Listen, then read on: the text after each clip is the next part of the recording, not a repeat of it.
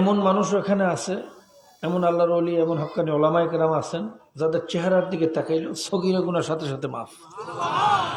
এরকম একটা মজলিস পাইয়ার পর কোন মুসলমান মোমেন খুশি না হইতে পারে? কথা কয় না? আমরা সবাই খুশি না বাজার? সবাই খুশি না? আলহামদুলিল্লাহ। যদি খুশি হইয়াই থাকি তাহলে আল্লাহ পাকের একটু শুকরিয়া আদায় করা লাগে না? লাগে না? জোরে কন। অন্তর থেকে মহাব্বতের সাথে, শুধু জবান দিয়ে না। জবান থেকে কি বললাম এটা আল্লাহ নেন না, আল্লাহ দেখবার দিলের ভিতরে কি আছে। কাজে অন্তর থেকে মহাব্বতের সাথে সবাই শুকরিয়া দেন, একবার বলেন আলহামদুলিল্লাহ। স্টেজের কাছের হরেন গুলা আওয়াজ আরো লাগবে, আর একটু বাড়াইতে হবে। স্টেজের কাছে, দূরের গুলো না। তবে মজলিসের তো অনেক দাম, সোহবাতের অনেক দাম, কথা ঠিক না? আল্লাহ পাক রব্বুল আলামিন বলছেন কুনু মা সাদিকিন, তোমরা সাদিকিন বান্দাদের সঙ্গী হইয়া যাও।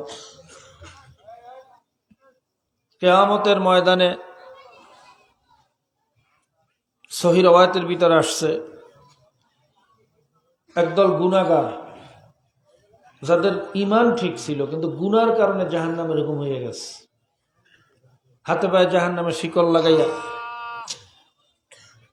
টানতে টানতে যখন জাহান্নামের দিকে নিয়ে রওনা করবে, তখন পথের মধ্যে এমন কিছু আল্লাহর ওলি, এমন কিছু জান্নাতীদের সাথে দেখা হবে যাদের সাথে দুনিয়াতে বসে পরিচয় ছিল, মোহাব্বত ছিল। কি ছিল? কতক্ষণ? তখন তাদেরকে দেখিয়া ডাক দিয়ে বলবে, ভাই আব্দুর রহমান, আমি তো আব্দুর রহিম, আমার চেনো না? ওই যে একসাথে মাহফিল শুনতাম, ওই যে মসজিদের ইট টানতাম, মানুষের রাস্তা বাঞ্জা দিতাম, করোনার রোগীর সেবা করতাম, ভাই আমি তো সেই আব্দুর রহিম, আমার চেনো না? ভাই তুমি তো জান্নাতের মেহমান হয়ে গেছো, আর দেখো আমার হাতে পায়ে জাহান্নামের শিকল, তুমি একটু আল্লাহর কাছে সুপারিশ করো, আল্লাহ যেন আমারে মাফ করিয়ে দেয়। যখন এইভাবে পরিচয় দেবে, একজন আরেকজনকে চিনিয়ে ফেলাইবে, আল্লাহ পাক রব্বুল আলামিন তার দিলের ভিতরে মোহাব্বত ঢালিয়ে দেবেন। মোহাব্বত ঢালিয়ে দেবেন কে? জোরে কর। এই ক্ষমতা কার? যখন মোহাব্বত সৃষ্টি হবে তখন মাওলার কাছে সুপারিশ শুরু করবে, আল্লাহ এই আব্দুর রহিমের আমি খুব ভালো করিয়া চিনি, আল্লাহ তোমার দিনের জন্য অনেক কষ্ট করছে, আশরাফুল মাখলুকাতের খেদমত করছে, আল্লাহ অনেক মাসিক ইস্তেমা, হালকা জিকিরে সব গুজরিতে দৌড়াইছে, মসজিদে মাদ্রাসায় দৌড়াইছে, মাহফিলে দৌড়াইছে, আল্লাহ সামান্য গুনার কারণে জাহান্নামে যাইবে আর আমি জান্নাতে যাব, এই আব্দুর রহিমকে রাখি আমি জান্নাতে যাই শান্তি পাবো না, আল্লাহ তুমি ওরেও মাফ করিয়ে দাও। যখন এইভাবে সুপারিশ শুরু করবে, সহিহ রওয়ায়াতে আসছে একজন হাফেজ সুপারিশ করিয়া 10 জনকে জান্নাতে নিয়ে যাবে। একজন হক্কানি আলেম কমপক্ষে 40 থেকে 70 জন, 40 জনের নিচে না। জোরে কান সুবহানাল্লাহ। আল্লাহু ইউদাইফু মান ইয়াশা আল্লাহু ওয়াসিউন আলিম। আল্লাহ যদি চায় যার যার যোগ্যতা অনুযায়ী সুপারিশের ক্ষমতা আরো বাড়াই দিতে পারে। কি পারে না? পারে না? আল্লাহ পাক রব্বুল আলামিন আমাদেরকে আল্লাহ ওয়ালাদের সোহবাত উঠানোর তৌফিক দান করুন। কি সুপারি ভাইরা, সোহবাতের দাম, আল্লাহ ওয়ালাদের সাথে মোহাব্বতের দাম আছে না নাই? জোরে কন। আসহাবের কাহাবের কুকুরটাও জান্নাতে যাইবে সোহবাতের কারণে। জোরে কন সুবহানাল্লাহ। কিন্তু বর্তমানে একদল বাইরে হইছে তথাকথিত নামধারী আহলে হাদিস নামে পরিচিত। এরা বলে যে ইমাম লাগবে কা, ইমাম আবু হানিফার মানবো কা, পীর মানবো কা, আলেম মানবো কা, কোন ব্যক্তিরে মানা শিরক, কোন ব্যক্তিরে মানা যাইবে না, মানতে হইবে সহিহ হাদিস। আগে কোন নাউজুবিল্লাহ। একদল আছে না নাই? আমরা যারা ইমাম আবু হানিফা রাহমাতুল্লাহের মাসলাক মানি, তার ফিকহ অনুযায়ী চলি, আমরা বলে সব মুশরিক হইয়া গেছি, জাহান্নামে যাব। আমাদের যত পূর্বপুরুষরা বাইরে কবরে গেছে সব বলে জাহান্নামে গেছে। নাউজুবিল্লাহ কোন? এরা বলতে চায় কোন নেতা, কোন ইমাম, কোন পীর এটা মানা যাইবে না, মানতে হইবে সহিহ হাদিস। এটাই তো মূল কথা, তাদের কথা, এটা মূল কথা না।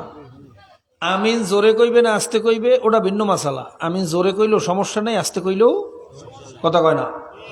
রফিয়ে দেন করলেও সমস্যা নাই, না করলেও সমস্যা নেই। হাম মারে কথায় কমাই দেন, আমি ওইটা মরাই লইবে না তো, মেশিন মোরান যেটা বেশি হাম মারে ওইটা কমাইতে হইবে, যেটা হাম মারে না এটা বাড়াইতে হইবে।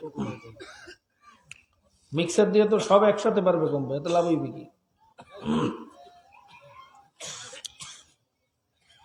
তাদের মূল কথা হলো কোন নেতা মানা যাইবে না, মানতে হইবে সহিহ হাদিস। কি কথা ঠিক না? আচ্ছা আপনাদের কাছে জিজ্ঞেস করি, কোন নেতা মানবেন না, কোন পীর মানবেন না, কোন ইমাম মানবেন না, সহিহ হাদিস পড়িয়ে ইসলামের উপরে চলতে পারবেন এই ক্ষমতা কার কার আছে? কথা কয় না।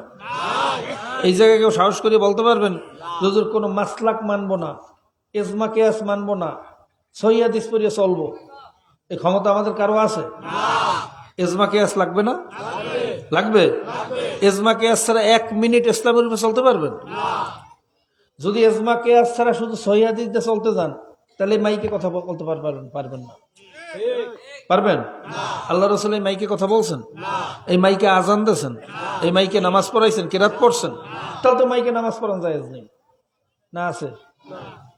জায়েজ নাই? মাইকে নামাজ পড়ান জায়েজ নাই? কথা কয় না। পাইছেন কি একটা সহিহ হাদিস দেখেন তো? কথা কয় না। পারবেন দেখাইতে? ইমামরা ইজমা কিয়াস করিয়া বলছে এটা পারবে, আমরা সেই অনুযায়ী আমল করি। কথা ঠিক না? যদি ইজমা কিয়াস না থাকে, যদি মাসালা ইস্তেহাদ করার বাইরে অনুমতি না থাকে, তাহলে যে টুপি মাথায় দিয়েছেন টুপি মাথায় দিতে পারবেন না। কি আশ্চর্য হয়ে গেছে? আল্লাহ রসুলকে টেক্সটাইলের কাপড় দিয়ে টুপি পরছেন? কথা মনে হয় বোঝে না, ভিতরে কথা বোঝা যায়, বোঝা গেলে তো উত্তর আসতো। প্যান্ডেলের মধ্যে মাইক আছে একটাও? ভিতরে ভিতরে মাইক মনে হয় দেয় না ভিতরে। আল্লাহ রসুল এই টেক্সটাইলের কাপড় দিয়ে সতর ডাকছেন? এই টেক্সটাইলের কাপড় দিয়ে টুপি পরছেন? তাহলে উম্মত তো এটা পড়তে পারবে না। না পারবে? কি পারবে না? পারবে না। পাইছেন কোটা সহিহ হাদিস দেখেন, দেখাইতে পারবেন? ইজমা কিয়াসের মাধ্যমে পাইছে। মাসালা ইস্তেমবাদ করিয়া আমাদের ইমামরা, আমাদের আকাবেররা গবেষণা করিয়া মাসালা বাহির করিয়া দেয়, আমরা সেই অনুযায়ী চলি। কি কথা ঠিক না? মাসালা ইস্তেমবাদ করার মতো যোগ্যতা, মুস্তাহিদ ফি শরা হওয়ার মতো এলেম, সেই যোগ্যতা আমাদের। এই জন্য আমরা নেতা মানি, ইমাম মানি। কথা কয় না। ইমাম আবু হানিফা রহমাতুল্লাহ আলাইহির হাদিস মুখস্থ ছিল 5 লাখ। কত লাখ? জোরে কোন? তিনি ছিলেন তাবিন, সাহাবাদের থেকে হাদিস গ্রহণ করছেন, সাহাবাদেরকে দেখে ইসলাম শিখছেন। জোরে কোন সুবহানাল্লাহ। তেনাকে মানা যাইবে না, মানতে হইবে ওনাকে। এই 16 সাবান্না 10টা হাদিস মুখস্থ কইতে পারে না। কি কথা ঠিক না? এটা কেমন কথা? এরপর আসেন, আপনি কোন ইমাম মানবেন না, কোন নেতা মানবেন না, সহিহ হাদিস মানিয়া চলবেন, ভালো কথা। সহিহ হাদিসের ভিতরে আল্লাহ রাসূল দাঁড়াইয়ে পেশাব করছে, এরকম হাদিসও তো আছে। আছে না? কথা আছে? তো নতুন একজন আহলে হাদিস হইছে, মনে করেন কোন ইমামের কাছে যাইবে না, কোন ইমামের মাসালা শুনবে না, সে সহিহ হাদিস পড়ে চলবে। তা হাদিস খোলছে পরই পাইছে আল্লাহ রসুল দাঁড়াই পেশাব করছে।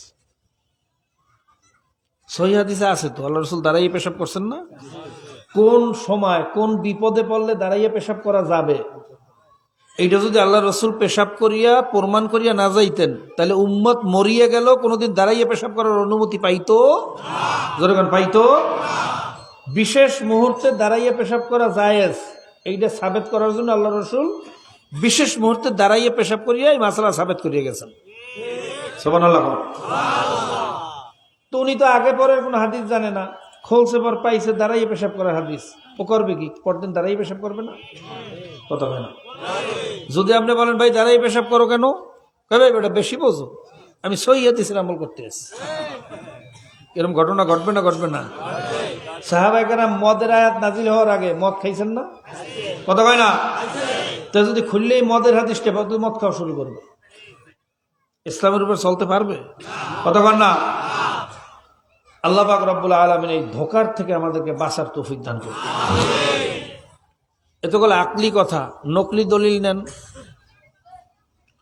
আলেম ওলামাদেরকে মানতে হইবে, ইমাম মানতে হবে, এ কথা বলছেন কে? জোরে কন। দলিল কি? আতিউল্লাহ ওয়া আতিউর রাসূল ওয়া উলিল আমরি মিনকুম। তোমরা আল্লাহ এবং আল্লাহর রসুলের অনুসরণ করো। কার অনুসরণ? এবং তোমাদের মধ্য থেকে যারা উলিল আমর, অর্থাৎ তোমাদের নেতৃত্ব দিতেছেন, অর্থাৎ আমাদের আকাবের আসলাফ, আমাদের ইমাম, আমাদের শায়েখ, আমাদের পীর, আমাদের মুরব্বীরা হইলে আমাদের উলিল আমর। কথা কেন? কি কথা ঠিক না? তা আমরা সরাসরি আল্লাহকেও পাই না, আল্লাহ রসুলেরও পাই না, কি ভাই? কথা কয় না? এখন অনুসরণ করতে হবে কাদের? কি হক্কানি ওলামায়ে কেরাম, আমাদের পীর মাশায়েখ আকাবেরদের অনুসরণ করা লাগবে না? অনুসরণ ছাড়া নিজে নিজে কিতাব পড়িয়ে ইসলামের উপর চলতে পারবেন? জোরে কন, এটা সম্ভব? যারা বলে অনুসরণ করা যাবে না, তাকলিদ করা যাবে না,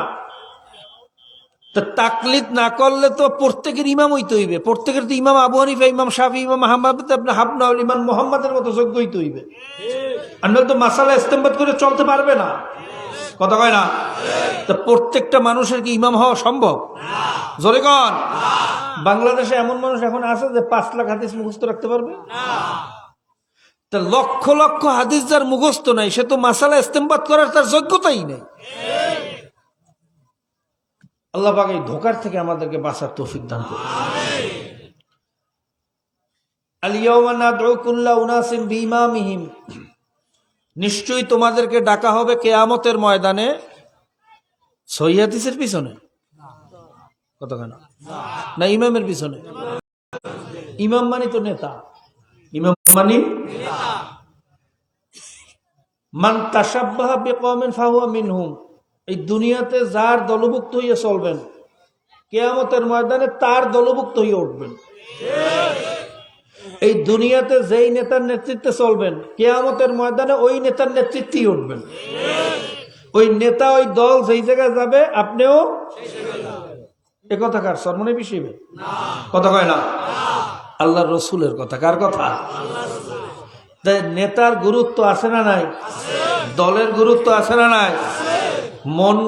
ভাইরা, মন মতলবী কোনো দল, মন মতলবী কোনো নেতা মানা যাইবে? সুদখোর, ঘুষখোর, মদখোর, জেনাখোর, হারামি, বদমাইশ, লম্পট, লুচ্চা, এরকম নেতার নেতৃত্ব মানা যাবে? মুসলমানের নেতা হইতে হইবে খাঁটি মুসলমান। কি কথা ঠিক না ভাই? ঠিক। মুসলমানের দল হইতে হইবে খাঁটি মুসলমান। আল্লাহ পাক রব্বুল আলামিন আমাদের সকলকে বোঝার এবং আমল করার তৌফিক দান করুন। আল্লাহ রাসূল সাল্লাল্লাহু আলাইহি ওয়াসাল্লাম বলেন, কুন আলেমান আও মুতাআল্লিমান আও মুস্তামিআন আয় মুত্তাবিআন আও মুহিব্বান ওয়ালা তাকুন খামিসান। তোমরা আলেম হও। কি হও? জোরে কোন। যদি আলেম হইতে না পারো, আলেমের ছাত্র হও। যেমন আমরা আলেমের ছাত্র দাবি করতে পারি। পরিপূর্ণ অর্থে আলেম বলতে যা বোঝানো হয়, সেই আলেম আসলে আমরা হইতে পারি নাই। সেই আলেম যদি আমরা দাবি করি, তো ইমাম আবু হানিফা রাহমাতুল্লাহ দাবি করবে কি? কথা হয় না? সেই অর্থে আলেম আমরা হইতে পারিনি, আমরা আলেমের ছাত্র দাবি করতে পারি। যদি আলেমের ছাত্র হইতে না পারো, আও মুস্তামিআন আয় মুত্তাবিআন, অর্থাৎ আলেমদের কথা অনুযায়ী চলো, তাদের অনুসরণ করো। জোরে বলো সুবহানাল্লাহ। যদি আলেমদের কথা অনুযায়ী চলার যোগ্যতা অর্জন করতে না পারো, যেমন আফ্রিকাতে এখনো এরকম জায়গা আছে যেখানে মুসলমান আছে, কিন্তু উযু কেমনে করবে জানে না, নামাজ কেমনে পড়বে জানে না, সূরা ফাতিহা জানে না, কালেমা জানে না। বছরের পর বছর অপেক্ষায় আছে কখন একজন আলেম আসবে, কখন তার থেকে ইসলাম শিখবো। এরকম জায়গা এখনো দুনিয়াতে আছে না নাই?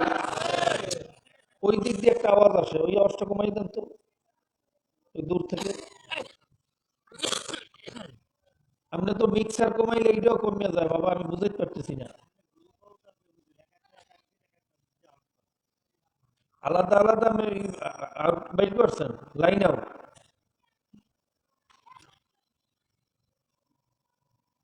আফ্রিকাতে এরকম জায়গা এখনো আছে না নাই? যারা আলেমদের অনুসরণ করবে সে অবস্থাও তাদের নাই। তাদের জন্য হুকুম কি?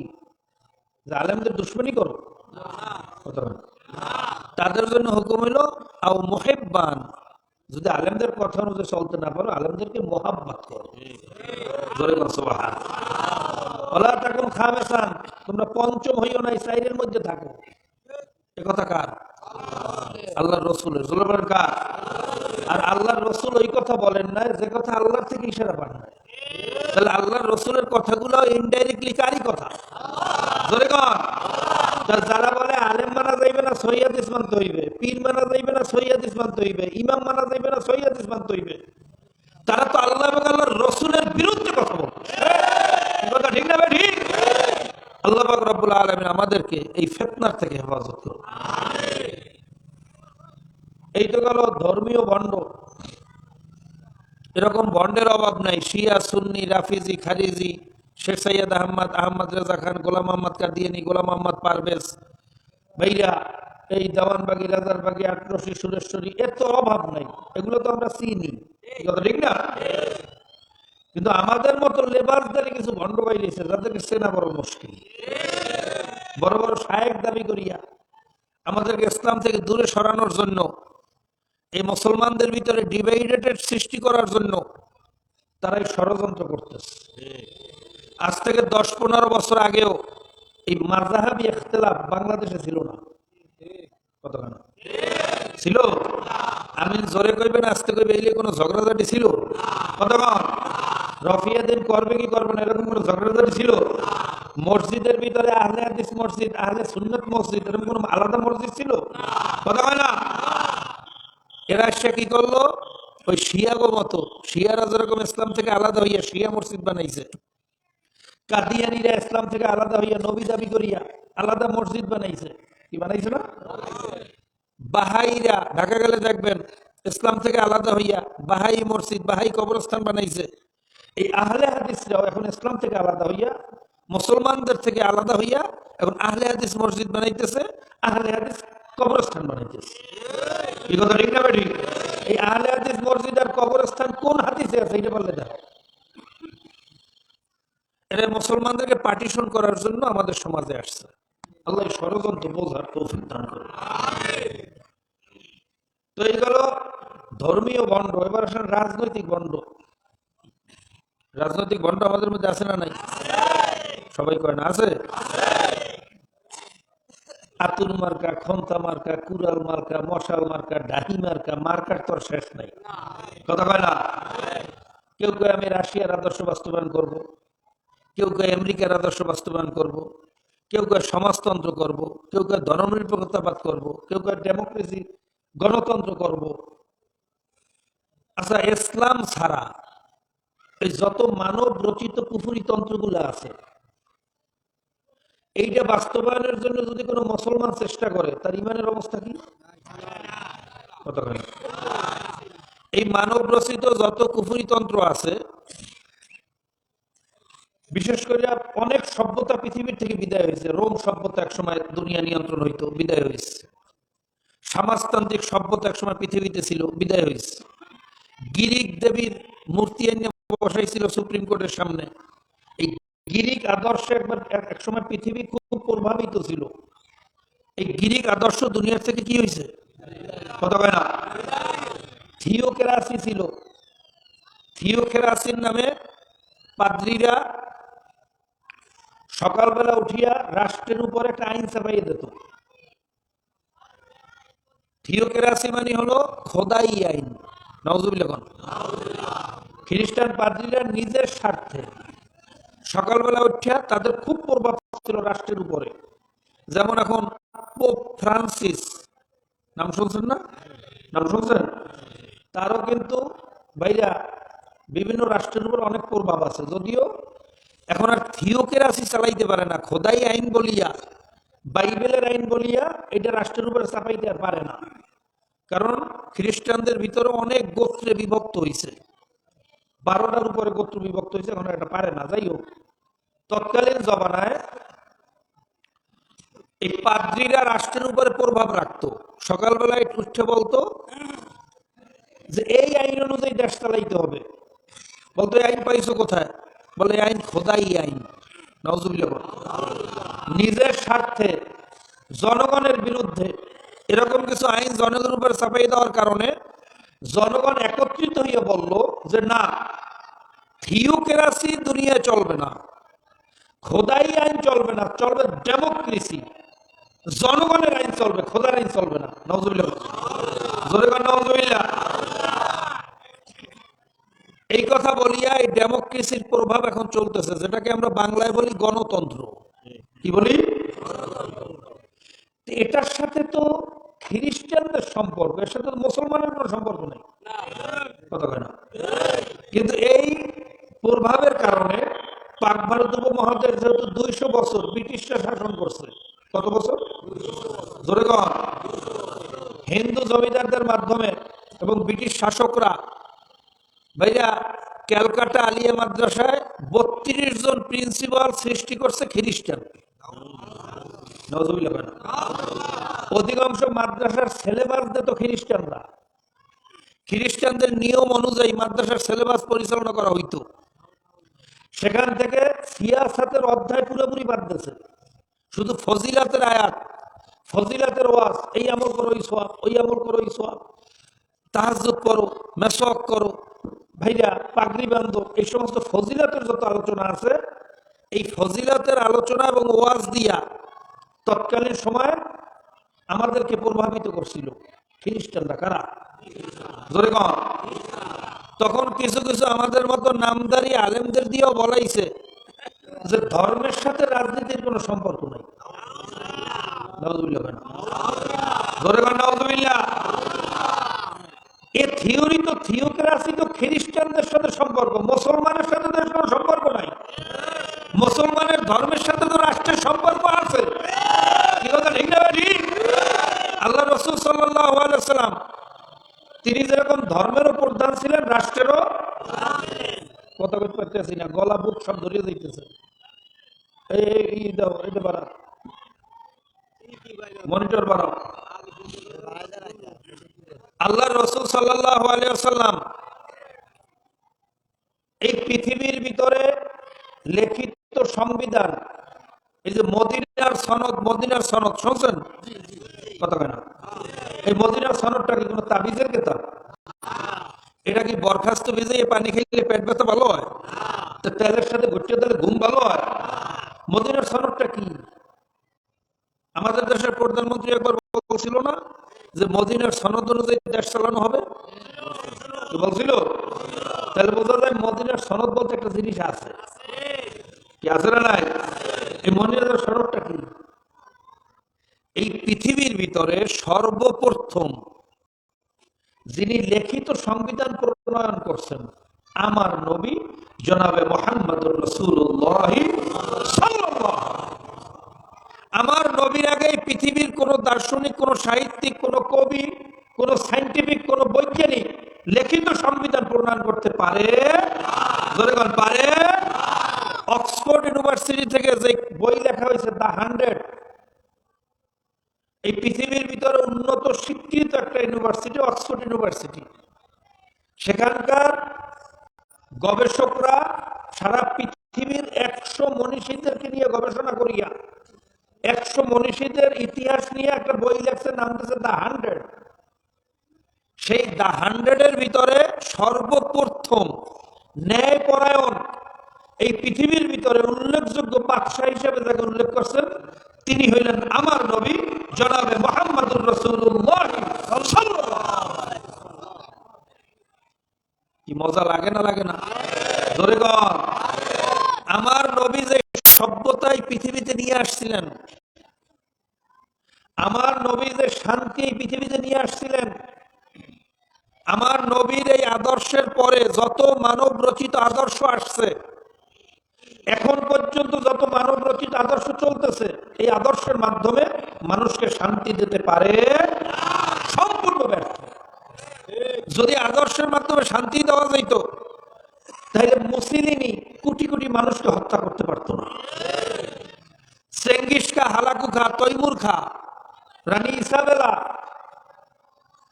এরপর আপনারা শুনছেন এই যে ইহুদিদেরকে মানিয়ে ফেলাইছে কি হিটলার ৬০ লক্ষ মানুষ খুন করছে। নাউজুবিল্লাহ। আমার নবীর আদর্শ এরকম গণহত্যা করার কোন বিধান, এই মানব রচিত আদর্শের কারণে আজকে এই আফগানিস্তানে ২০ বছর পর্যন্ত বোমা বানিয়ে মানুষ হত্যা করছে। আমার নবীর আদর্শ হইলে এটা পারত, পারত। এখন ইউক্রেনে মানুষ হত্যা করতেছে। মানব রচিত কোন আদর্শ দিয়ে আজ পর্যন্ত আমার নবী সেই আদর্শের সামনে শান্তি আনয়ন করতে পারে? কোনদিন পারবেও?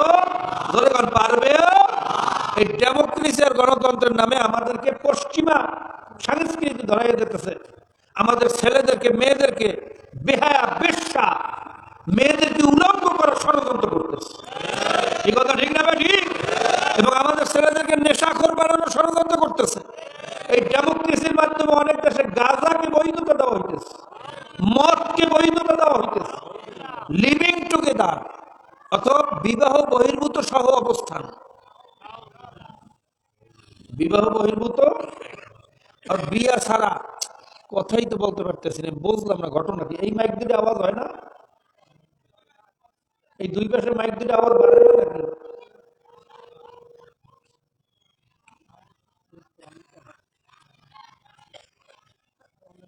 লিভিং টুগেদার, বিবাহ লাগবে না, ছেলে আর মেয়ে একসাথে বসবাস করবে, যারও সন্তান হইবে অসুবিধা নেই। এমনকি সমকামিতা, এই ডেমোক্রেসি আলারা আমেরিকারা পশ্চিমা সভ্যতার নামে বিভিন্ন দেশে সমকামিতার আইন চালু করছে। সমকামিতা বোঝেন? বাচ্চা বলা বানাচ্ছে, সব কথা খুলিয়ে বলা যাইবে না। অর্থাৎ পুরুষে পুরুষে বিয়ে করা। কুত্তা, শিয়াল, শুয়ারের মধ্যে যে আইন নাই, এই মানব রচিত কুফরি আদর্শের মাধ্যমে এই আইন বিভিন্ন দেশে চালু করতেছে, আমাদের দেশেও চালু করার ষড়যন্ত্র চলতেছে। কি কথা ঠিক না? ঠিক। জেনার পারমিশন, পতিতালয়ে গিয়ে কেউ জেনা করলে তো কোন দোষ নাই। এই আইন আমাদের দেশে আছে না নাই? পতিতালয়ের পারমিশন আছে না? বেশ্যাবৃত্তির অনুমতি আছে না? তাদেরকে বলা হয় যৌন কর্মী। নাউজুবিল্লাহ। যৌন শিল্পী। নাউজুবিল্লাহ। তাদেরকে পুরস্কৃত করা হয়। জেনা করলে পুরস্কার পায়, কিন্তু 18 বছর হওয়ার আগে কোনো মেয়ের বিয়ে দিলে তার জেল হয়। কথা কয় না? 18 বছর হওয়ার আগে কোনো মেয়ের বিয়ে দিলে তারও জেল, যে বিয়ে পড়াইবে তারও, যে সাক্ষী দেবে। জোরে কর। অথচ 16 বছরের মেয়েরা পতিতাবৃত্তি করতেছে, দেহ ব্যবসা করতেছে, জেনা ব্যভিচার করতেছে, এর বিরুদ্ধে কোনো আইন নেই। বিবাহ বহির্ভূত যারও সন্তান উৎপাদন করতেছে, বাবার পরিচয় লাগবে না, মায়ের পরিচয় বড় হবে, এই আইন আছে। কিন্তু 18 বছর আগে বিয়ে দিলে সে বিয়ে জায়েজ নেই। এটা কি মুসলমানের আইন? জোরে কর, জোরে কর, জোরে কর। এই কুফরি আইন, কুফরি সংবিধান আমাদের দেশে আছে না নাই? জোরে কর, আছে না নাই? এই আইন, এই সংবিধানগুলো পাশ করে কারা? জিনের ফেরেশতারা। কবরে যারা গেছে তারা? আবু জেহেল আর নমরুদ এসে করে? না এই দেশের মুসলমানের সন্তানই করে? না কবরবাসী করে? কথা হয় না। আমাদের মুসলমান সন্তানে করে না? 92-95% মুসলমানের দেশে যদি আমরা সঠিক মুসলমান হইতাম, এই জেনার আইন আমাদের দেশে থাকতে পারে? মদের আইন থাকতে পারে? আমাদের শিক্ষা সিলেবাসে বানরের শিক্ষা ঢুকাইতে পারে? কিসের মুসলমান? খালি ফজিলতের বয়ান, ইমানের কোনো খবর নাই। আল্লাহ পাক রব্বুল আলামিন আমাদেরকে মুমিন হওয়ার তৌফিক দান করুন। ভাইরা আমার বুঝিয়ে থাকলে বলেন, কোন কুফুরি আইন, কুফুরি আদর্শ বাস্তবায়নের জন্য যদি কেউ চেষ্টা করে, কি করে? বুদ্ধি দিয়া, শক্তি দিয়া, মেধা দিয়া, অর্থ দিয়া, যেভাবে করুক, তার চেষ্টার কারণে যদি কুফুরি আইন, কুফুরি আদর্শটা বাস্তবায়ন হয়, আর কিয়ামত পর্যন্ত যদি সে নামাজ পড়ে, নামাজটা কোন কামে লাগবে? কথা বলে না, তার ইমানই তো ঠিক নেই, তার নামাজ দইবে কি? আর ইমান যদি ঠিক না থাকে, বাবা, কোন আলেম তো দূরের কথা, কোন পীর তো দূরের কথা, খোদ নবীও কাউকে সুপারিশ করে বেহেশতে নিতে পারবে? ধরে কোন পারবে? আল্লাহ রাসূল তার আপন চাচা আবু তালেবকে জান্নাতে নিতে পারবে? নূহ আলাইহিস সালাম তার ছেলে কেনানকে জান্নাতে নিতে পারবে? বইয়ের ওই সরকার দেখ কোন মাইকটা সমস্যা করতেছে, আমি কথা বলতে পারতেছি না, দেখো না পিছনে কোন হরেন আছে কিনা, এগুলোর বন্ধ কর। ওই বাড়িতে অসুবিধা হয় না, সেই মাইক লাগানোর ঝামেলা হয়েছে, কোথায় যাবো? চিৎকার দিয়ে কথা না কইলে কথা বাইরে না, এটা কেমন কথা? চিৎকার দিয়ে কথা কইতে, আস্তে আস্তে কথা বলে আসতে হইবে না। আল্লাহ ভাইরা, ওই জন্য পায়ে হাত দিয়েও বলিয়া গেলাম, আগে ইমানটা ঠিক করে। কি রাজি আছি সবাই? বলতে পারেন হুজুর, তাহলে কুফরি আদর্শ যে সমাজ থেকে দূর করব, আল্লাহ এবং আল্লাহ রসুলের আদর্শ বাস্তবায়ন করব, এই জায়গায় হাম মারে, এই লাইনটা এই জায়গায় দিয়ে এইখানটা হাম মারতেছে, হাম কথা বলার পরে ওইটা কমাইতে হইবে। এরকম কোন প্ল্যাটফর্ম, এরকম কোন সংগঠন, এরকম কোন নেতৃত্ব পাই না, কর্মী ভাইয়া। যদি কেউ না পান, কেউ পছন্দ না হয়, তা নিজে নেতৃত্ব দেন, আপনি একটা দল বানান, কথা হয় না? তারপর তো কুফুরি আদর্শ বাস্তবায়ন করা যাইবে না। যদি আপনি বস্তুনিষ্ঠ কোনো সংগঠন করতে পারেন, যদি গ্রহণযোগ্য কোনো নেতৃত্ব দিতে পারেন, খোদার কসম আমরা আপনার পিছনে আছি। কি কথা ঠিক না ভাই? আর যদি কেউ পছন্দ হয় না, নিজে একটা সংগঠন তৈরি করবেন, সেই যোগ্যতাও নাই, সেই ব্যাকগ্রাউন্ড, সেই মেধা প্রজ্ঞা আপনার নাই, তাহলে কি করবেন? যে কুফরি আদর্শ বাস্তবায়নের চেষ্টা করবেন, কথা হয় না? তার জন্য আমার পরামর্শ হলো, আপনি ঘরে বইয়া আল্লাহর কাছে দোয়া করেন, ঘরে বইয়া দিলের ভিতরে জ্বালা সৃষ্টি করেন, 2 ফোঁটা চোখের পানি ফেলান, আল্লাহ, এই 95% মুসলমানের দেশে জেনার আইন সহ্য করতে পারি না, আল্লাহ মদের আইন সহ্য করতে পারি, আল্লাহ বেপরদার আইন সহ্য করতে পারি, আল্লাহ তুমি আমাকে বুদ্ধি দাও, আমাকে শক্তি দাও, আমাকে মেধা দাও, আমাকে সহযোগিতা করো, আমি কেমনে কাজ করব। এইভাবে যদি ভিতরে জ্বালাও সৃষ্টি করতে পারেন, 2 ফোঁটা চোখের পানিও ছাড়তে পারেন, অযালিকা আযফুল ঈমান, আপনার ভিতরে সরিষার দানা পরিমাণ হইল ঈমান আছে। এই কথা ঠিক না বেটি? আর যে খোদা না খাস্তা বাবা কুফরি আদর্শ বাস্তবায়নের জন্য চেষ্টা করেন, আমি কসম খাইয়া বলতে পারি, আপনি আলেম হইতে পারেন, পীর হইতে পারেন, মুফতি হইতে পারেন, মুহাদ্দিস হইতে পারেন, 50 বছর বুখারী পড়াইতে পারেন, আমার মাওলার কাছে মুসলমান হইতে পারেন না। মুসলমান কোনদিন কুফরি আদর্শের সহযোগিতা করতে পারে? ধরে গান পারে? আল্লাহ পাক রব্বুল আলামিন আমাদেরকে মুমিন হওয়ার, মুসলমান হওয়ার তৌফিক দান করুন।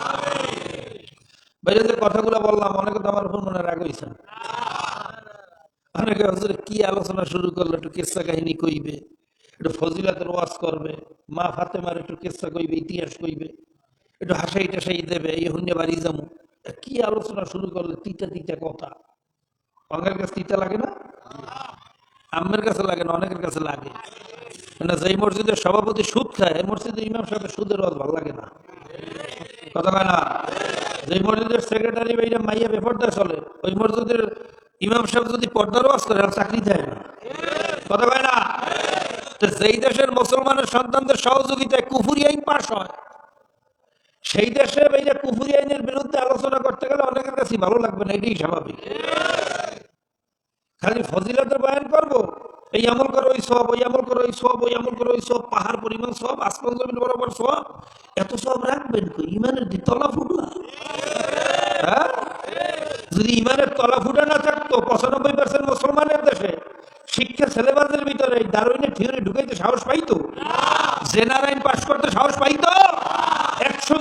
সুদখোর যেখানে থাকবে সেই জায়গায় বলে মদের লাইসেন্স দেবে। এই আইন পাশ করতে সাহস পাইতো যদি আমরা মুসলমান হইতাম। এই কথা ঠিক কিনা? কাজী বাবা পায়ে হাত দিয়ে বলিয়া গেলাম, আগে ইমান ঠিক করেন, তারপরে ইবাদত করেন। আল্লাহ পাক রব্বুল আলামিন আমাদেরকে মুমিন হওয়ার তৌফিক দান করুন।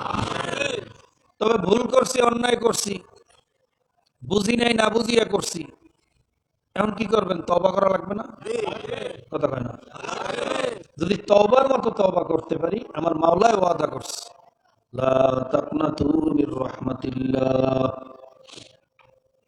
ইন্নাল্লাহা ইয়াগফিরুয যুনুবা জামিআ, ইন্নাহু হুয়াল গফুরুর রহিম। সবাই বলুন সুবহানাল্লাহ। হে বান্দা বান্দিরা, তোরা আমার রহমত থেকে নৈরাশ হইস না। যদি ভুলে চোখে পড়িয়া পাহাড় পরিমাণ গুনাহ করিয়া থাকো, আর আমার দরজা মওয়াতের আগ পর্যন্ত তোদের জন্য খোলা। তোরা যদি তওবার মতো তওবা করতে পারো, আমি বড় দয়ার মাওলা, আমি বড় মায়ার মাওলা, আমি ওয়াদা করলাম তোদের জীবনের সমস্ত গুনাহ মাফ করিয়া দেব। জোরে বলেন সুবহানাল্লাহ। কাজী ভাইরা, ভুল করছি, অন্যায় করছি, বুঝি নাই, না বুঝিয়া করছি, এই মুহূর্তে তওবা করিয়া ফেলাও। যদি তওবার মতো তওবা করতে পারি, খোদার কসম খাইয়াও বলতে পারি, আমার মাওলা বান্দা বান্দিরে খালি হাতে ফিরাইতে জানেন না। ভাইরা, দাহিয়া কলবির মতো খুনিরে যদি মাওলায় মাফ করতে পারেন, আরবের ওই বেশ্যা নারীকে যদি মাওলায় মাফ করিয়া দিতে পারেন, বনি ইসরাইলের ওই নিকৃষ্ট যুবককে যদি মাওলায় মাফ করতে পারেন, বাবা তোমার আমার গুনাহ তো তার চেয়ে বেশি হয় নাই। কথা ঠিক না বেঠিক? ঠিক না বেঠিক? তবে কবিরা গুনাহ মাফ হওয়ার জন্য তওবা শর্ত, তওবা করা লাগবে। আর তওবার জন্য 4টা শর্ত। আর তাওবাতু ওয়ান নাদামাতু ওয়াত তাওবাতু ওয়ার রজাতু। তওবার অর্থ লজ্জিত হওয়া, তওবার অর্থ ফিরিয়ে আসা। ভাইরা, আদম আলাইহিস সালামও একটা ভুল করছিলেন, ইবলিসও একটা অন্যায় করছিল। হুকুম না মানার দিক থেকে দুজনে সমান। কথা ঠিক না বেঠিক? কিন্তু একজন নবিউল্লাহ সফিউল্লাহ হইয়া গেছেন, আর একজন চির লানাতুল্লাহ জাহান্নামী হইয়া গেছে। কারণটা কি? কারণ আদম আলাইহিস সালামের ভিতরে 4টা গুণ ছিল, ইবলিসের ভিতরে 4টা গুণ ছিল না। আদম অন্যায় করছে ঠিকই, ভাইরা, ইবলিস অন্যায় করছে, অন্যায় স্বীকার করে নাই। কথা ঠিক না বেঠিক? জোরে গান ঠিক না বেঠিক? সে বলছে, আনা খায়রুম মিনহু খালাকতানি মিন নারি ওয়া খালাকতাহু মিন তিন। আমি আদমের চেয়ে ভালো, আমি কেন আদমকে সেজদা করব? আদম আমারে সেজদা করবে। আমাকে বানানো হয়েছে আগুন দিয়ে, আগুনের গতি উপরে। আদমকে বানানো হয়েছে মাটি দিয়ে, মাটির গতি নিচে। আমি তো আদমের চেয়ে সম্মানিত, আদম আমারে সেজদা করবে। জোরে কর নাউজুবিল্লাহ। সে অন্যায় স্বীকার করে নাই। সে তাকাব্বুরি করছে, নিজেকে বড় মনে করছে, ভালো মনে করছে। আল্লাহ পাক রব্বুল আলামিনের কাছে নত জানু হয় নাই, লজ্জিত হয় নাই, মাথা নত করে নাই, ওই অন্যায় থেকে ফিরিয়াও আসে নাই, আমার মাওলার কাছে মাফও চায় নাই। কথা ঠিক না বেঠিক? আর আদম আলাইহিস সালামের ভিতরে 4টা গুণ পাওয়া গেছে। আদম আলাইহিস সালাম অন্যায় করার পরে সাথে সাথে স্বীকার করছেন, রব্বানা যালামনা আনফুসানা ওয়া ইল্লাম তাগফির লানা ওয়া তারহামনা লানাকুনান্না মিনাল খাসিরিন। বাবুদ্রে, আমি বড় ভুল করিয়া ফেলাইছি। অন্যায় স্বীকার করছে, লজ্জিত হইছে, এমন লজ্জা পাইছে 350 বছরের ভিতরে লজ্জায় আসমানের দিকে মাথা জাগায় নাই। মাওলারে কেমনে চেহারা দেখাবো? বাইরে কানতে কানতে নহর জারি করিয়া দিয়েছে। কথা ঠিক না বেঠিক? এবার মাওলার কাছে ওয়াদা করছে, মাহবুব যে আর কোনোদিন এই ভুল হবে না। এরপরে মালিকের কাছে মাপ চাইছে, মাহবুব তুমি আমাকে মাফ করিয়া দাও। বাইরে 4টা গুণ থাকার কারণে নবিউল্লাহ সফিউল্লাহ হইয়া গেছেন। জোরে বলেন সুবহানাল্লাহ। কাজে ভাইরা, আপনার আমারও ভুলের অভাব নাই, অন্যায়ের অভাব নাই। যদি এই চার শর্তের সাথে মাপ চাইতে পারি, খোদার কসম খাইয়াও বলতে পারি আমার মাওলা বড় দয়ার মাওলা, আমার মাওলা বড় মায়ার মাওলা, আমার মাওলা বান্দা বান্দিরে তওবা করনেওয়ালা বান্দা বান্দিরে খালি হাতে ফিরাইতে পারে না। ভাইরা আমার মাওলা কেমন দয়ার মাওলা। ছোট্ট একটা ঘটনা, কারুনের নাম তো আপনারা সবাই শুনছেন, বড় মুজরিম ছিল, নবী মুসা আলাইহিস সালামের শরীয়তের বিরোধিতা করছিল, যাকাতকে অস্বীকার করছিল, তার সবচেয়ে বড় আর একটা অপরাধ ছিল নবী মুসা আলাইহিস সালামের বিরুদ্ধে জিনার তহমত লাগাইছে। জোরে বলেন নাউজুবিল্লাহ। নবী মুসা ছিলেন নবীদের ভিতরে সবচেয়ে রাগী নবী। যখন তার বিরুদ্ধে জিনার তহমত লাগাইছে, রাগে চেহারা লাল হইয়া গেছে, সেজদায় পড়িয়া মাওলার কাছে কান্দে আর বলে, মালিক মালিক,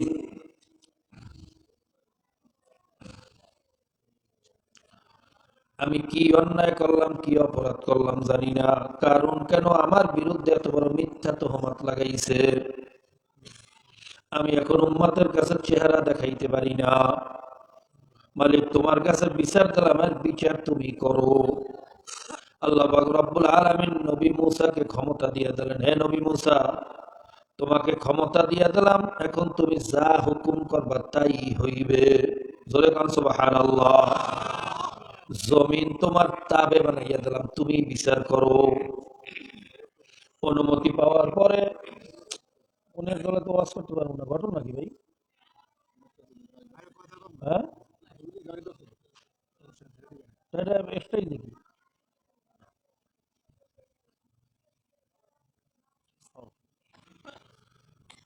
আল্লাহ আল্লাহ ভাইরা,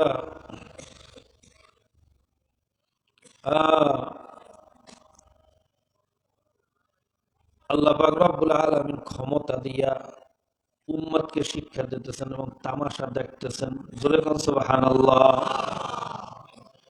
নবী মুসা অনুমতি পাওয়ার পরে সিজদা থেকে মাথা উঠাইছেন, চেহারা লাল হইয়া গেছে। জমিনকে হুকুম করলেন, ইখতাসিব হে জমিন, কারণ কোথায় আছে ওরে ধরিয়া জমিনের নিচে ঢুকাইয়া দাও। হুকুম করার সঙ্গে সঙ্গে জমিন খাটো হইয়া গেছে, কারণ হাঁটু পর্যন্ত জমিনের নিচে ঢুকিয়া গেছে। কারণ উপায় অন্তর না দেখিয়া বলে, ও নবী মুসা, তুমি আমাকে মাফ করিয়া দাও। মুসা আলাইহিস সালাম আরো রাগ হইয়া বললেন, জমিন ওরে আরো নিচে নিয়ে যাও। কোমর পর্যন্ত ঢুকিয়া গেছে। কারণ বলে, নবী মুসা মাফ করিয়া দাও। নবী মুসা বলেন, জমিন ওরে আরো নিচের দিকে নিয়ে যাও। এইভাবে যাইতে যাইতে যাইতে যাইতে শেষ পর্যন্ত মাথা পর্যন্ত জমিনের নিচে ঢুকিয়া গেছে। জোরে কর নাউজুবিল্লাহ। ভাইরা, ঘটনার ভিতরে আসছে কপাল পোড়া কিয়ামত পর্যন্ত এইভাবে শুধু নিচের দিকেই যাইতে থাকবে। ওই কপাল পোড়ার আযাব দুনিয়ার থেকেই শুরু হইয়া গেছে। এরকম আযাব পাওয়ার, শাস্তি পাওয়ার মতো অনেক অপরাধ কপাল পোড়ায় করছে, কিন্তু আহকামুল হাকিমিন রব্বুল আলামিন আমার মাওলা কি বলতে আছেন? আমার মাওলা ডাক দিয়া বলতেছেন, ওয়া ইজ্জাতি লাবিস্তাগা সাবিলা ওয়াস্তুহু, হে নবী মুসা, কারণ তোমার কাছে বারবার ক্ষমা চাইছে, তুমি একবারও ক্ষমা করতে পারলা না। আমার পাক ও ইজ্জতের কসম, কারণ যদি একবার আমি মাওলার দরবারে বলতাম, মালিক মালিক তুমি আমার মাফ করিয়া দাও, মালিক আমার পাক ও জালালিয়াতের কসম, ওরে আমি জমিনের নিচের থেকে টানিয়া উপরে দাঁড়ানা করাইয়া পারতাম না, আমি ওরে মাফ না করিয়া পারতাম না। নবী মুসা মান জানি মান তাকাররাবা ইলাইয়া তালাক্তাইতাহু মিন বাঈদ, যখন কোন বান্দা বান্দি ভাঙ্গা দিল নিয়ে আমি মাওলার দরবারে উপস্থিত হইয়া যায়, আমি সহ্য করতে পারি না।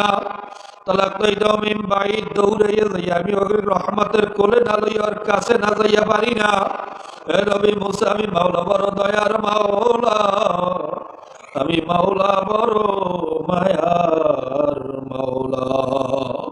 কাজী ভাইরা, ভুল করছি, অন্যায় করছি, যদি তওবার মতো তওবা করতে পারি, কসম খাইয়া বলতে পারি, আমার মাওলা খালিয়া দে ফিরাইয়া দেবেন না।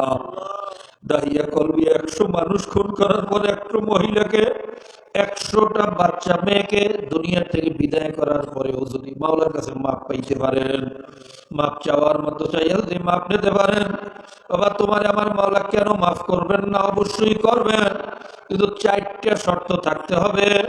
তওবা করতে হবে, তওবার মতো মুনাফিকের মতো তওবা করা যাবে না, অন্তর থেকে তওবা করতে হবে, লজ্জিত হইবে, মাথা নত করতে হবে। এইভাবে যদি তওবা করতে পারি, খোদার কসম খাইয়াও বলতে পারি আমার মাওলা খালিয়াতে ফিরাইয়া দেবেন না। কাজে ভাইরা ভুল করছি, অন্যায় করছি, বুঝি নাই না বুঝিয়া করছি, শয়তানের ধোকায় পড়িয়া করছি, এই মুহূর্তে তওবা করিয়া ফেলাও। আমার জন্য দোয়া করো, আমিও সবার জন্য দোয়া করি, আমার মাওলা যেন তার গোলাম হইয়া কবরে যাওয়ার তৌফিক দেয়। আল্লাহুম্মা আমিন। আল্লাহ একটু মজলিসের দিকে চাইয়া দেখো। আল্লাহ এত রাত্র পর্যন্ত তোমার বান্দারা ইউসা ঠালা জমিনের উপরে কেন বসিয়া রয়েছে একটু দেখো। এ জায়গা থেকে খাইতেও আসে না, টাকার জন্য আসে না, একমাত্র তোমার মহাব্বত ছাড়া আর কোনো কারণ হইতে পারে না। একটা মানুষেরও খালি হাতে ফিরাইয়া দিও না, একটা মানুষকেও তুমি মাহরুম করিও না রে মাওলা। মাহরুমি যদি ফিরাইয়া দেবা, এই মজলিসে কেন নিয়ে আসছো? একটা মানুষেরও তুমি খালি হাতে ফিরাইয়া দিও না। ভাইরা 2 ঘোড়া চোখের পানি ফেলাইয়া নিজের গুনার কথা মনে করিয়া একটু মালিকের দরবারে ভালো করিয়া কান্দেন আর মাপ চান। যদি কান্না নাও আসে, কান্নার জন্য চেষ্টা করেন, ভান ধরেন, বাহানা করেন। আর হাদিসের ভিতরে আসছে বুকু বুকু আইলাম তাবকু ফাতাবাকু, তোমরা কান্দো কান্দো, যদি কান্না না আসে কান্নার ভান ধরো, মুখটারে ভাঙ্গা সরিয়া মাথাটারে নত করিয়া কান্নার জন্য চেষ্টা করো, বাহানা করো। দেখবো একসময় আল্লাহর ফজল করমে চক্ষু দিয়া পানি চলিয়ে আসবে। আর যদি মাওলার ভয়, মাওলার মুহাব্বতের চক্ষু দিয়া পানি বাহির হইয়া যায়, মান বাকা মিন খাশিয়াতিল্লাহি ফাকাদ হারামাল্লাহু তিলকা আইনা আলান নার, চোখে পানিওয়ালা বান্দা বান্দীদের উপরে বলে জাহান্নামের আগুন হারাম। চোখের পানি আমার মাওলা বলে সইতে পারে না, চোখে পানিওয়ালা বান্দা বান্দীর মাওলা জাহান্নামে জ্বালাইতে পারবে না। দুনিয়ার এমন কোন অলি নেই যে চোখে পানি ছাড়া অলি হইতে পারছে। সাহাবায়ে ইতিহাস বলিয়া দেখো, ওমর ফারুক রাদিয়াল্লাহু তাআলা কাঁদতে কাঁদতে গালের ভিতরে কালো দাগ পড়াইয়া ফেলাইছে। ওসমান গনি রাদিয়াল্লাহু তাআলা কবর দেখলে সইতে পারতো না, কবর দেখলে হাউ মাউ করিয়া কান্না শুরু করিয়া দিতে। আলী রাদিয়াল্লাহু তাআলা উযু করতে গেলে চেহারাটা লাল হইয়া যাইত। মালিকের সামনে দাঁড়াবো কি ভুল হয় না, কোন বেয়াদবি হইয়া যায়, এই ভয় করে নামাজের ভিতরে থর থর করিয়া কাঁপত। তারাও তো নামাজ পড়ছে, আমরাও পড়ি, তারাও তো মাওলারে ভয় করছে, আমরাও তো করি, তারাও তো কিয়ামতের ময়দানে দাঁড়াইবেন, আমরাও দাঁড়াবো। তখন যে মাওলা ধরিয়া বসে জবাব দিতে পারবো না। আমাদেরকে তুমি মাহরুম করিও না, আমাদেরকে তুমি মাফ করিও না। अल्लाह हम जलील है, नखार है, नादान है, गुनाहगार है, बदकार है, खबीस है, चोर है, डकात है, सब कुछ है, लेकिन तेरे हबीब के उम्मत तो है। अल्लाह আমরা চোর, আমরা ডাকাইত, আমরা সুদখোর, আমরা ঘুষখোর, আমরা মদখোর, আমরা জেনাখোর, আমরা সবকিছু। আমাদের চেয়ে খারাপ, আমাদের চেয়ে নিকৃষ্ট বুঝি এই দুনিয়াতে আর কেউ নাই। কিন্তু যতই খারাপ হই তোমার হাবিবের উম্মত, যতই খারাপ হই কপাল করে তোমার দোস্তের উম্মত হইয়া গেছি রে মাওলা। তোমার দোস্তের খাতিরে, তোমার হাবিবের তোফায়েলে আমাদেরকে মাফ করিয়া দাও।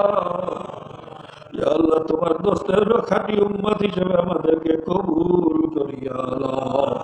আল্লাহ যাদের উসিলায় মাহফিল হইল, যারা চেষ্টা করলো, খাটনি করলো, দূর দূরান্ত থেকে, পর্দার আড়াল থেকে আমার যত মা বোনরাও শরীক হইল, আল্লাহ সকলের পর তোমার খাস রহমত ঢালিয়া দাও। আল্লাহ বিশেষ করে এই মজলিসে আল্লাহ জানি না আমার মতো বাবা মাহারা কতজন সন্তান আছে, মাও নাই বাবাও নাই, এরকম কতজন বসাই মজলিসে জানি না, পর্দার আড়ালে কতজন আছে জানি না। আমরা দোয়া করলাম বাপ মা দাদা দাদি নানা নানি ভাই বন্ধু চাচা চাচি শ্বশুর শাশুড়ি প্রিয়জন আত্মীয় স্বজন ওস্তাদ ওস্তাদ শাকলের যার যত প্রিয়জনেরা কবরে আছে সকলের কবরগুলা তুমি বেহেশতের বাগান বানাইয়া দাও। আল্লাহ যারা জীবিত আছে তাদেরকে সুস্থ রাখিয়া বেশি বেশি তোমার ইবাদত করার তৌফিক দিয়া দাও। ইয়া আল্লাহ, অনেকেই দোয়া চাইছে, অনেকে অসুস্থ, বাবা অসুস্থ, মা অসুস্থ। আল্লাহ, আমাদের ইউনিয়নের চেয়ারম্যান সাহেব বড় ভালো মানুষ, তার মায়ের জন্য দোয়া চাইছে।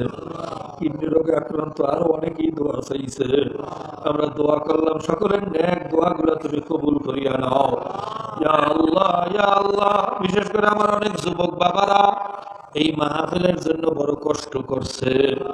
বর্তমান জমানার যুবকেরা তো গুনার কাজে পাল্লা দেয়, নেশার পিছনে দৌড়িয়া জীবনটারে ধ্বংস করিয়া ফেলে। আর আমার যুবক বাবারা তোমার কোরআনের বাজার মিলানোর জন্য পাগল হইয়া গেছে। আমার যুবক বাবাদেরকে তুমি কবুল করিয়া নাও মাওলা। আমার যুবকদেরকে তুমি মাহরুম ফিরাইও না। যুবকরা পরিবর্তন না হইলে সমাজ পরিবর্তন হবে না। যুবকরা না জাগলে ইসলাম জাগবে না। আমার বাবারা বোঝে না, তাদেরকে বোঝার তৌফিক দিয়া দাও। ইয়া আল্লাহ, ইয়া আল্লাহ, সারা দুনিয়ার মুসলমানদের উপরে ষড়যন্ত্র চলতে আছে। নতুন করিয়া ফিলিস্তিনে আবার মুসলমান হত্যা শুরু হয়েছে। 70 বছর যাবৎ কয়লার আগুনে চলতে আছে। ওই ইহুদি জায়নবাদী জালেমদেরকে হয়তো হেদায়েত করো না, তো ধ্বংস করিয়া দাও। اللهم إنا نجعلك في نحورهم ونعوذ بك من شرورهم وقاسم الله على عنقهم أعدائك وأعداء الدين اهدهم وإن لم يكن فأهلك اهدهم وإن لم يكن فأهلك আমাদের সারা দুনিয়ার কাফের মুশরিকদেরকে তুমি হেদায়েত নসিব করো। যদি হেদায়েত নসিবে না থাকে কপাল পোড়াদেরকে ধ্বংস করিয়া দাও। হেদায়েত নসিবে না থাকলে তাদেরকে তুমি ধ্বংস করিয়া দাও। وصلى الله تعالى على خير خلقه محمد وآله وأصحابه أجمعين। আমাদের বিশেষ করে এই মাহফিলের জন্য যারা চেষ্টা করছে, খাটনি করছে, দূর দূরান্ত থেকে, পর্দার আড়াল থেকে যত মা বোনরাও শরীক হয়েছে, সকলের উপর তোমার খাস রহমত নাযিল করিয়া দাও। ওয়া সালামুন আলাল মুরসালিন।